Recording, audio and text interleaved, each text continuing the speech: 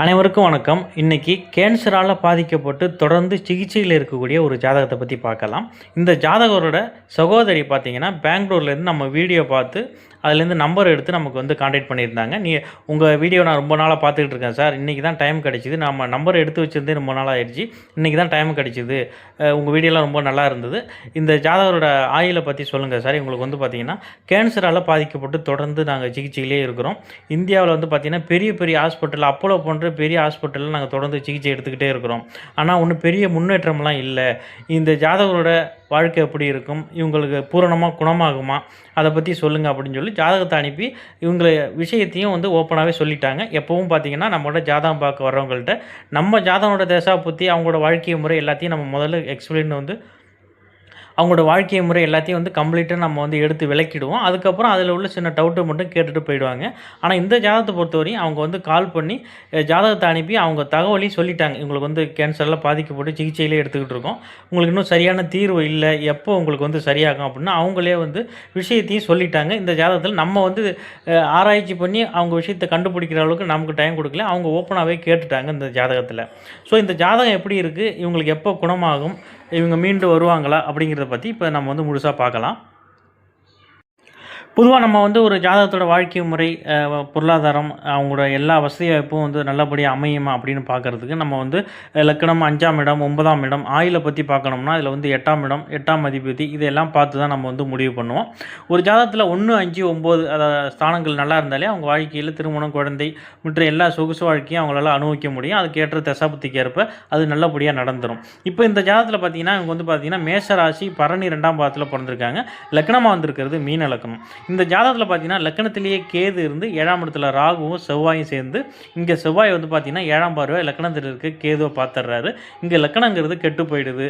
ஏன்னா அங்கே கேது இருந்து அதை வந்து செவ்வாய் பாதிக்கப்பட்டு இங்கே பார்க்கறதுனால லக்கணம் முழுவதுமாக பாதிக்கப்பட்டுருது இந்த ஜாதகத்துக்கு. 5ஆம் இடத்துல பார்த்தீங்கன்னா சூரியன் வந்து கடகத்தில் இருக்கிறாரு. ஏன்னா அது வந்து 6ஆம் அதிபதி 5ஆம் இடத்துல இருந்து 5ஆம் இடத்தையும் கெடுக்கிறாரு. 9ஆம் அதிபதி செவ்வாய் பார்த்தீங்கன்னா ராகுவோட 1 டிகிரியில் கிரகணமாகி அங்கே வந்து 9ஆம் அதிபதியும் பாதிக்கப்படுறது. இங்கே வந்து 1, 5, 9ங்கிற 3 ஸ்தானமும் இங்கே வந்து பாதிக்கப்பட்டுருது.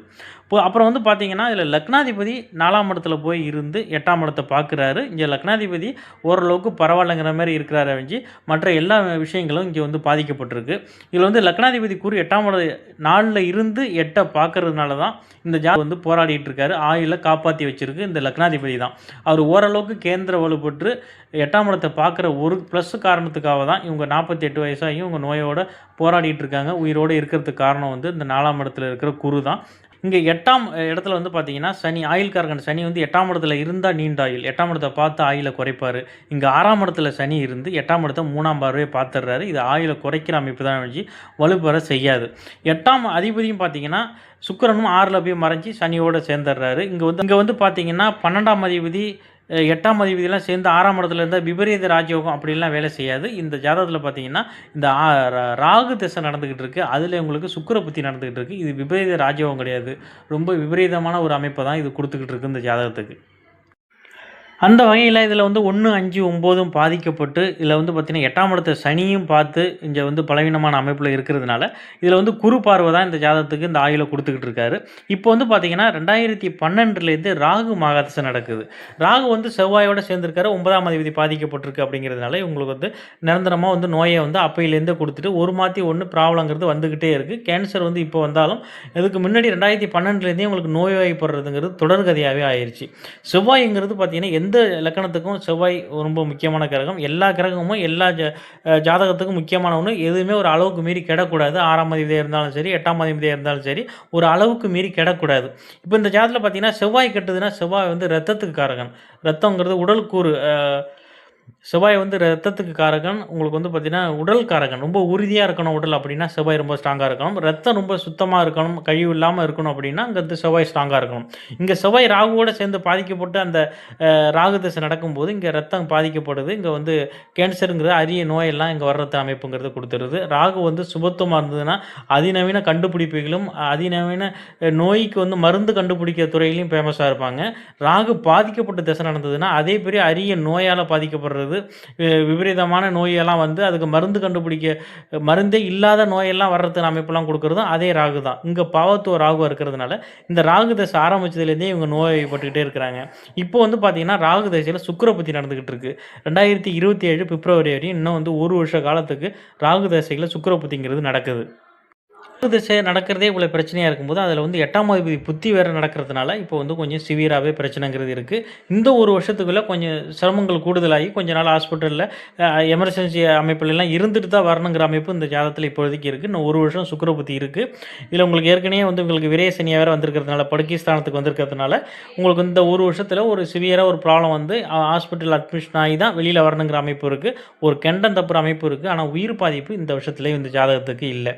அதுக்கப்புறம் பார்த்தீங்கன்னா ராகு தசையில் எப்போவுமே கடைசியாக வர்ற சூரிய சந்திர புத்திகள் ஒரு ஆட்டம் ஆட்டி தான் ஓடும். அது யோக ஜாதகம் வந்தால் அது மாதிரி லேசாக போயிடும். அதுமாரி பாதிக்கப்பட்டு ஏற்கனவே சிவியராக சிக்கலில் இருக்கவங்களுக்கு சூரிய சந்திர புத்திகள் வரும்போது ரொம்ப கவனமாக இருக்கணும். அதில் கொஞ்சம் பாடாப்படுத்தி எடுக்கிற அமைப்பு வந்து கொடுத்துரும். இப்போ வந்து பார்த்தீங்கன்னா ராகு தசையில் உங்களுக்கு வந்து செவ்வாய் புத்தி வரும்போது 2029 ஜூலையில் உங்களுக்கு செவ்வாய் புத்தி வருது. அந்த நேரத்திலே உங்களுக்கு சென்ம சனியும் வருது. சென்ம சனி காலத்தில் நல்லா இருக்க மனிதர்களே வந்து கஷ்டப்படுறதும் வீட்டை விட்டு வெளில வராமல் ஏதோ ஒரு காரணத்துக்கு முடங்குற அமைப்பு வந்து கொடுத்துரும். அந்த இதுமாரி நிறைய ப்ராப்ளத்தில் இருக்கவங்க ஏற்கனவே ஹெல்த் இஷ்யூவில் இருக்கவங்களுக்கு முடக்கி போடுற அமைப்பு வந்து கொடுத்துரும். இந்த காலத்தில் உங்களுக்கு சென்ம சனி நேரத்தில் செவ்வாய் திசை ராகு திசையில் செவ்வாய் புத்தி வருது. ஏற்கனவே ராகு செவ்வாய் காம்பினேஷனில் ராகு திசை நடக்கிறதுனால தான் இவ்வளோ பிரச்சனையும். இப்போ அதில் செவ்வாய் புத்தியும் வர்றது உங்களுக்கு வந்து சிவியராக அந்த காலத்தில் வந்து பிரச்சனையை கொடுக்கும். இதுதான் உங்களுக்கு ரொம்ப மேஜரான ப்ராப்ளம் கொடுக்குற புத்தியாக வந்து அந்த செவ்வாய் புத்தி 2029 ஜூலையில் சென்ம சனி வர்ற காலத்தில் உங்களுக்கு கொஞ்சம் எல்லை மீறிய ப்ராப்ளத்தை சந்திக்கிற மாரி காலமாக வந்து இருக்குன்னு நான் வந்து பலன் சொன்னேன். ஆமாம் சார், நீங்கள் சொல்கிறது சரி தான், நான் ஏற்றுக்கிறேன். ஏன்னா யூடியூப்பில் மிக பிரபலமான நம்ம தமிழ் ஜோதிடர்கள்ட்ட நாங்கள் வந்து 2-3 பேர்கிட்ட நான் வந்து ஜாதகத்தை கொடுத்து கேட்டேன். அவங்களும் இந்த 2029 ஜூலையில் வர அந்த செவ்வாய் புத்தியும் சென்ம சனியும் தான் ரொம்ப நெருக்கடியான காலமாக இருக்கும். அதை மட்டும் கொஞ்சம் பார்த்துக்குன்னு சொல்லியிருந்தாங்க. அதுதான் கொஞ்சம் எங்களுக்கும் பயமாக இருக்குது அப்படின்னு சொல்லியிருந்தாங்க. இந்த ஜாதகத்தை பொறுத்தவரையும் இந்த ஜோதிட விதிகள்லாம் மீறி இவங்க நீண்ட ஆயுளோடு இருக்கணும்னு நான் வேண்டிக்கிறேன். நீங்களும் வேண்டிக்கங்க. இது வந்து ஒரு வித்தியாசமான ஜாதகம் இருக்கிறதுனால நம்ம வந்து இதை உங்கள்கிட்ட கொண்டாந்து சேர்க்கணுங்கிறதுக்காக கொண்டு வந்தேன். பொதுவாக வந்து 7ஆம் இடத்துல இந்த செவ்வாய் ராகு காம்பினேஷன் அவங்க ஃபேமிலி லைஃப்பில் இன்னமும் கொஞ்சம் அந்த திருமண பந்த அமைப்பு எல்லாமே நிறைய பாதிக்கப்பட்டுருச்சு. இதை பற்றி நம்ம அதிகம் பேச வேண்டாம். இவங்களுக்கு வந்து நான் கொண்டு வந்த காரணம் கேன்சருங்கிற ஒரு ப்ராப்ளத்தால் இவங்க பாதிக்கப்பட்டிருக்காங்க. அது 9ஆம் அதிபதி 5ஆம் அதிபதியெலாம் ரொம்ப முக்கியம். அவங்களாம் பாதிக்கப்பட்டு திசை நடந்தாங்கன்னா நிரந்தர நோயாளியாவோ நிரந்தர பிரச்சனையாக அவங்களுக்கு வந்துக்கிட்டே இருக்குங்கிறது தான் வந்து அமைப்பு. அதுவும் இந்த கேன்சர் போய்ட்டு கொடிய நோய்களுக்கு ராகு செவ்வாய் காம்பினேஷன் ரொம்ப பிரச்சனையை கொடுக்குது. அதுவும் இல்லாமல் சுக்கிரன் வந்து கேன்சருக்கு ரொம்ப முக்கியமான கிரகம். சுக்கிரன் பாதிக்கப்பட்டாலும் கேன்சர் வரதை நம்ம பார்க்க முடியுது. இதை பற்றி நான் ஏற்கனவே ஒரு வீடியோ போட்டிருக்கேன். அது நீங்கள் தேவைப்பட்டால் அதையும் போய் பார்த்துக்கலாம். இன்று நான் உங்கள் நல்ல தலைப்பில் சந்திக்கிறேன். நன்றி, வணக்கம்.